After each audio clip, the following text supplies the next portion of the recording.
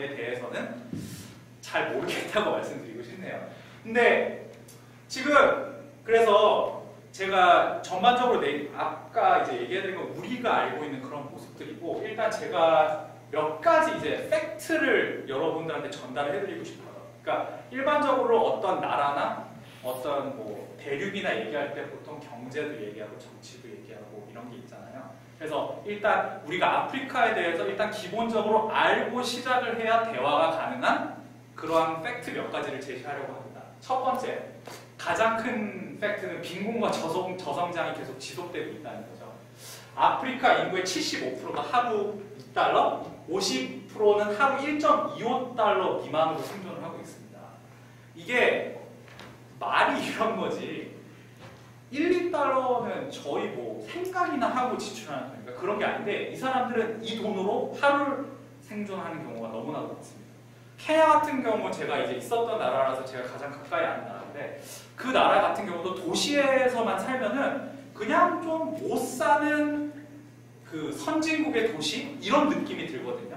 그리고 제가 외국인으로서 살아가기에 그렇게 어렵지 않은 그냥 그런 곳으로 느껴지는데, 이제 시골 동네로 들어가면 본격적으로 이런 게 눈에 띄기 시작해요. 일단 학교에 전기가 안 들어옵니다. 학교에 전기가 안 들어와서 흐린 날에 수업을 못 해요. 왜냐하면은 건축 시설 같은 게 그러니까 뭐 채광이 잘 들게 뭐 이렇게 창문을 뚫어놓고 이렇게 하질 않고 일단 해벽을 칠해버리고 건물을 올리니까 창문도 뭐 구멍 요만하게 해놓으니까 이제 빛이 들어올 여력이 없어서 뭐 공부는 물론이고, 가면은 이제 애들이 저 같은 이제 외국인이 이제 그런 지역에 출몰을 한다 그러면 이제 구름같이 사람이 몰려요. 특히 애들이 와서 조금만 더.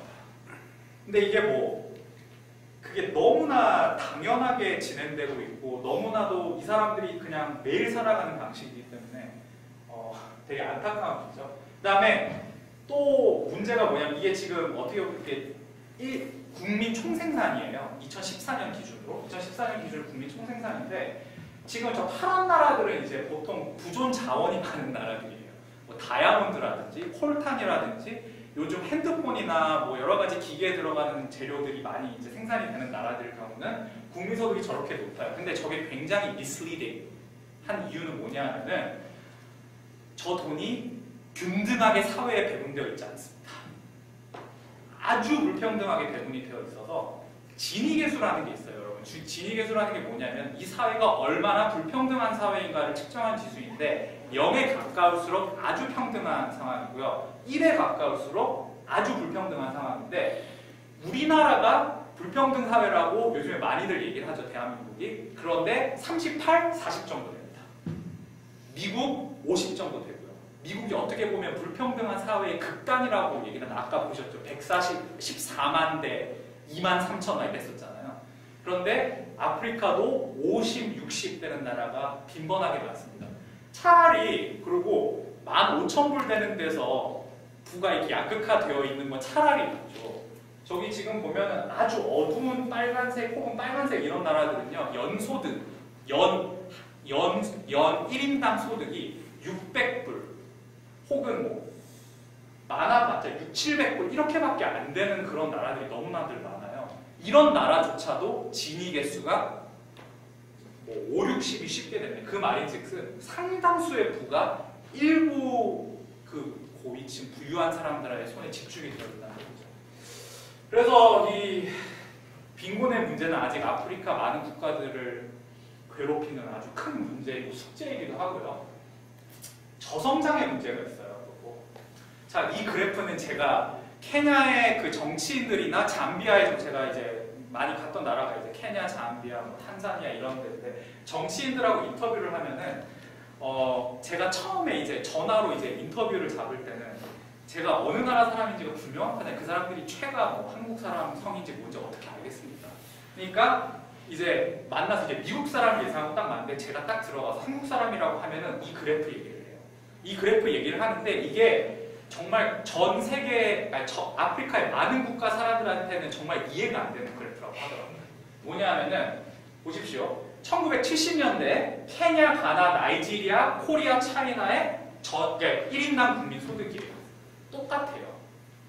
똑같은데 2010년, 15년까지 지금 플러팅을 해놨는데 지금 너무나 차이가 명확하게 드러나죠. 이 사람들한테는 이게 어떻게 가능했는지가 이해가 안 되는 거예요.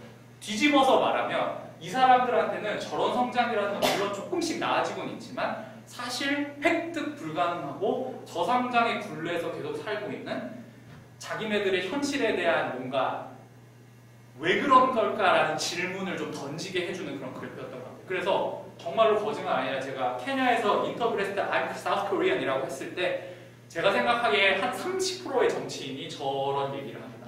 저 그래프로 대변되는 그런 얘기를 합니다. 그 사람들한테 어떻게 보면 동아시아의 기적이라는 거는 어마어마한 의미가 있는 거예요. 자기네들과 비슷한 수준에서 말도 안 되는 빛나는 성장을 하고 있는 그런 국가들. 물론 우리나라가 아무런 문제가 없다는 얘기는 절대로 아닙니다. 하지만 이 사람들한테는 어떻게 보면 미라클 케이스라고 생각하는 거예요. 두 번째 팩트, 민주주의의 부진입니다. 그 1960년경에 아프리카 대부분의 나라가 식민지 지배에서 벗어났어요. 벗어나고 나서 독재 시대가 전반적으로 한 30년간 지속이 됐고요. 1990년을 기점으로 아프리카의 많은 국가들이 선거를 치르기 시작합니다.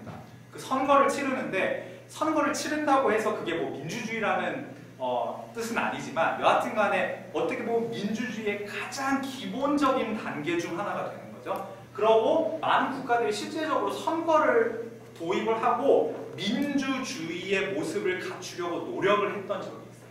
그런데 문제가 뭐냐면은 민주주의가 정착되지 못하거나 다시 독재 시대로 회귀를 해버린 나라들이 굉장히 많습니다. 굉장히 많은데 이거는 뭐 단적으로 선거가 치러지는 나라에서 투개표 부정은 말할 것도 없고요. 선거 후 폭력 소요 사태 등이 빈번하게 발생을 합니다. 예를 들어서 케냐 2007년도에 누가 봐도 명확한 대선 개표 부정이 있었습니다. 어땠었냐면은 누가 봐도 야당 측 후보가 너무나도 처절하게 앞서가고 있는 상황인데 갑자기 밤이 됐어요. 밤이 되고 정전이 됐어요. 나라 정처가 정전이 되고 그 다음날 그래서 정전은 빈번하게 있는 일이니까 그런가 보다고 그 다음날 아침에 일어났는데 갑자기 결과가 뒤집혀져 있고 결국에 못 따라잡고 원래 집권하고 있던 대통령이 당선이 된단 겁니다. 당선이 되는데 문제는 뭐냐면은 야당 측 정치인들이 선거에 불복을 하고 폭력 사태, 시위 사태를 조장을 합니다. 그래서 총 결국에는 근 2달 만에 1000명이 넘는 사상자를 내고요. 그 다음에 한 60만 명에서 100만 명에 달하는 내부 난민이 발생했어요. 그러니까 이게 이런 일들이 너무 빈번하게 있는 거죠. 그러니까 그 전까지는 선거가 잘 진행이 됐거든요. 이 나라에서는. 그런데 한순간에 이렇게 무너져버린 케이스가 굉장히 많습니다. 또 그 정도면 다행이죠. 선거에서 패배한 대통령들이 있죠. 결과가 나왔는데 개표를 했는데 졌어요. 졌는데 불복해요.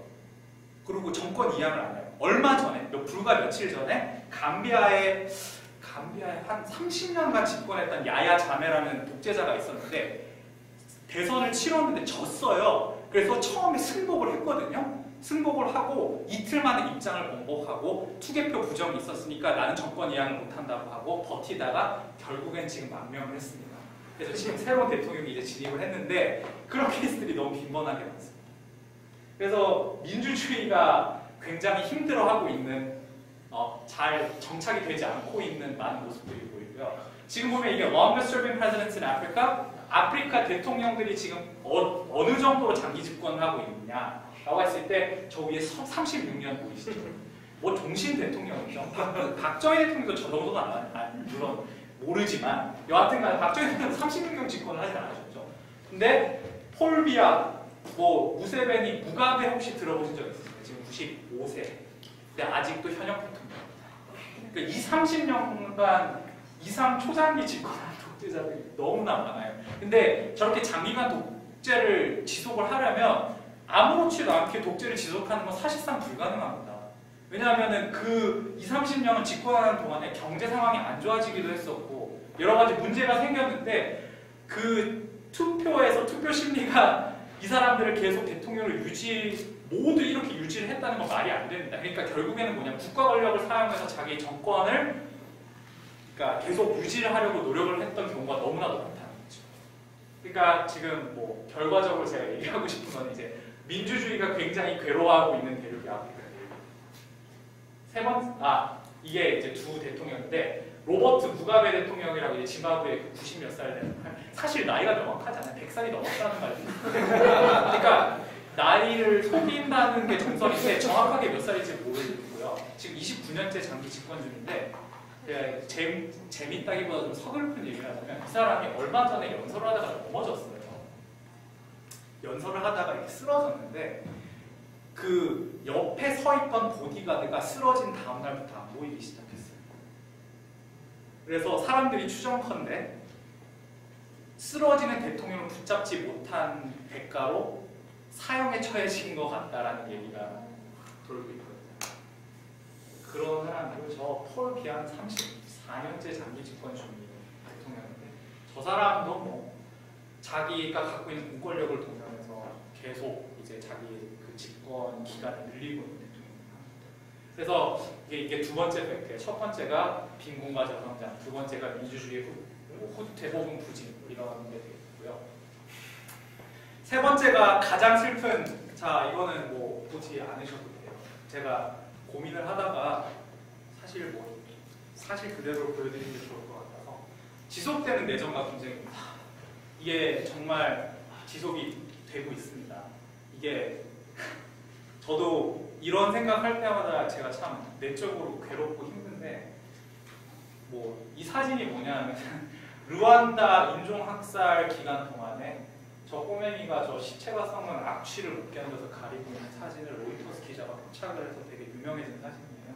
근데 1994년 4월부터 7월, 4월 중순부터 7월 초까지 100일간 인종 말살 사태로 80만 명에서 100만 명, 추산도 잘 안 돼요.